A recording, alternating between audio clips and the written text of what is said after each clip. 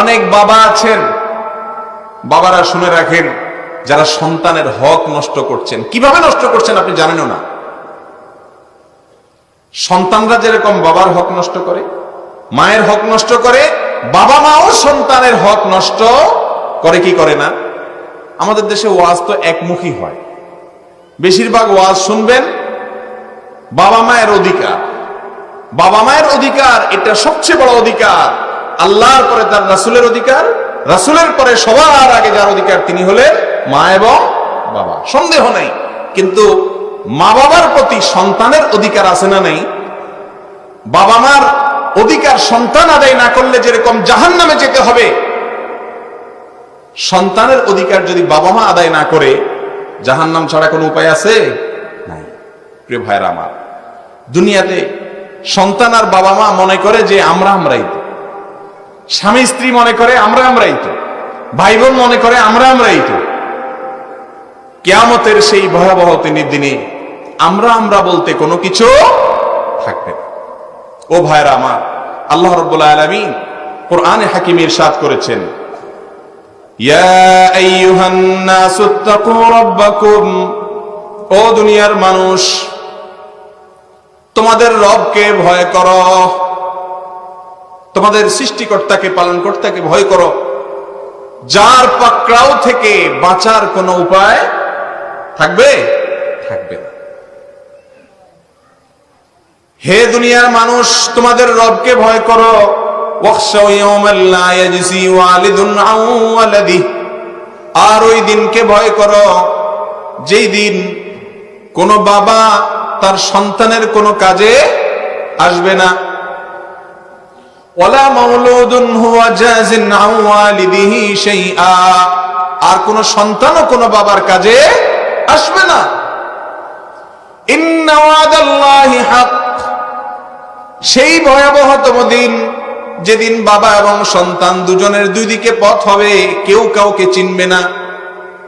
দুনিয়ার কোনো মায়া মমতার বন্ধন সেদিন থাকবে না। আল্লাহ রাব্বুল আলামিন বলছেন, ইন্না ওয়াদাল্লাহি হক, সেদিনটি আসবে এবং এরকম বিপরীতমুখী অবস্থান হবে। আল্লাহর এই ওয়াদা সত্য, মহাসত্য। ফালা তাগুররান্নাকুমুল হায়াতুদ দুনিয়া ওয়ালা ইয়াগুররান্নাকুম বিল্লাহিল গরুর। ও দুনিয়ার মানুষ, অতএব দুনিয়ার এই জীবন, এই বন্ধন, এই চাকচিক্য, এগুলো তোমাদেরকে যেন ধোঁকার মধ্যে না ফেলে। এগুলো দেখে তোমরা প্রতারিত হয়ে যেও না। মনে করিও না যে আমারই তো ছেলে, আমারই তো মেয়ে, এর আল্লাহর কাছে কি আর ধরবে? আমরাই তো একজন আরেকজনকে মাফ করে দিব। ইয়াউমা ইয়াফিরুল মারউ মিন আখি ওয়া উম্মিহি ওয়া আবি ওয়া সাহিবাতিহি ওয়া বানি লিকুল্লি ইমরিইন মিনহুম ইয়াউমা ইযিন শাআনুই ইউগনি। কিয়ামতের দিন সন্তানকে দেখে বাবা পালাবে, মা পালাবে।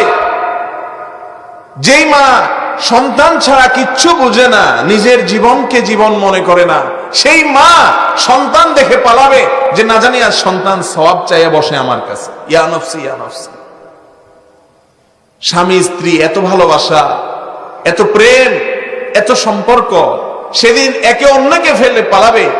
ও ভাইরা আমার, ও বোনেরা আমার, সেই দিনের মামলায় যদি পাকড়াও হতে না চান, এখনই হিসেব করুন কোন মানুষের হক আপনার কাছে আছে কিনা। কোন মানুষের হক আমরা হক সম্পর্কে জানি না। আগে তো জানতে হবে কার হক আছে না নাই। অনেক বাপমা আছেন জানে না সন্তানের হক কি। বাপমা হয়ে গেছেন, এমনকি দাদা দাদি হয়ে গেছেন, নানা নানি হয়ে গেছেন, এখনো পর্যন্ত জানেন না যে সন্তানদের হক কি। হক জানলে তারপর তো আদায় করবে না। ঠিক না ঠিক ভাইরা আমার? এই জন্য একজন মুসলমানকে পূর্ণাঙ্গ মুসলমান হতে হলে শুধুমাত্র ইবাদত আর নামাজ, রোজা, হজ, যাকাত করলে হবে না। তিন ধরনের মামলা, এটার মুখোমুখি হওয়া থেকে বাঁচার জন্য তিন ধরনের কাজ করতে হবে। সবচেয়ে গুরুত্ব দিতে হবে নিজের ঈমানকে, আকীদাকে, বিশ্বাসকে শিরক থেকে, কুফর থেকে পাক করতে হবে। আর এরপরে গুরুত্ব দিতে হবে ইবাদত বন্দেগী ঠিক আছে, কিন্তু কোন কোন ক্ষেত্রে এর চাইতে বেশি গুরুত্ব দিতে হবে বান্দার হক এবং অধিকারকে। করা যাবে তো ইনশাআল্লাহ? আল্লাহ তাআলা আমাদের সবাইকে মানুষের হকগুলো আদায় করার তৌফিক দান করুন।